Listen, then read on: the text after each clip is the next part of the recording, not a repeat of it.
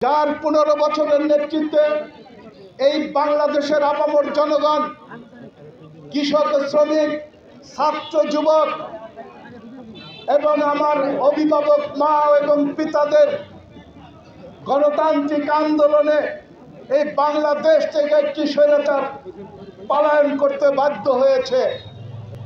সেই বিপ্লবী চেয়ারপারসন, আমাদের বিপ্লবী প্রধানমন্ত্রী তারেক রহমান নির্বাচনের আগে 31 দফা ঘোষণা করেছিলেন। সেই 31 দফার মধ্যে একটি দফা ছিল, নির্বাচনী ইশতেহারে ছিল, বিএনপি যদি ক্ষমতায় আসে তাহলে 5 বছরে 25 কোটি গাছ রোপণ করবেন।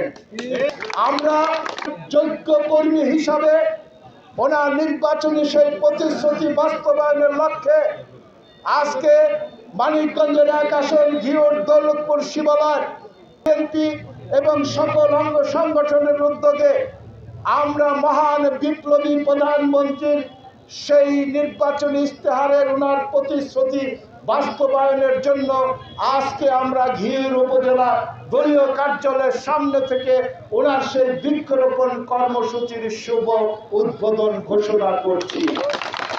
আমি আপনাদের একটি কথা স্মরণ করিয়ে দিতে চাই, কোন বিপ্লবী কখনোই জনগণকে মিথ্যা আশ্বাস দেয় না, কোন বিপ্লবী কখনোই জনগণকে মিথ্যা ধোঁয়া দিয়ে ক্ষমতায় বসে না। আমাদের বিপ্লবী নেতা তারেক রহমান বলেছিলেন, বিএনপি যদি ক্ষমতায় আসে কৃষকদের জন্য কৃষি কার্ড দিবে, বিএনপি যদি ক্ষমতায় আসে আমার মা বোনদের প্রত্যেকটি পরিবারকে একটি করে ফ্যামিলি কার্ড দিবে। বিপ্লবী তারেক রহমান ঘোষণা করেছিলেন, বিএনপি যদি ক্ষমতায় আসে 5 বছরে প্রায় 1 কোটি কর্মসংস্থানের ব্যবস্থা করবেন, বেকারদের চাকরি দেওয়ার ব্যবস্থা করবেন। উনি ঘোষণা করেছিলেন, বিএনপি যদি ক্ষমতায় আসে এই প্রান্তিক মানুষের প্রাকৃতিক দুর্যোগ থেকে রক্ষা করার জন্য, বৈরী আবহাওয়া থেকে আমার কৃষক শ্রমিক ভাইদেরকে দুর্যোগ থেকে রক্ষা করার জন্য 5 বছরে 25 কোটি বৃক্ষরোপণ করবে। আমাদের এই বিপ্লবী নেতা তার সকল প্রতিশ্রুতি বাস্তবায়ন করার জন্য প্রাথমিক কাজ উনি শুরু করে দিয়েছেন।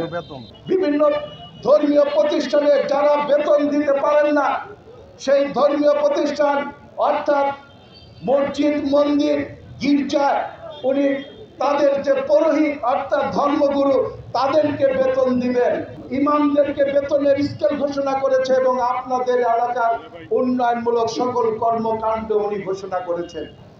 এই বিপ্লবী তারেক রহমানের নির্বাচনী প্রতিশ্রুতি বাস্তবায়নের জন্য আমরা কি একটি শপথ নিতে পারি?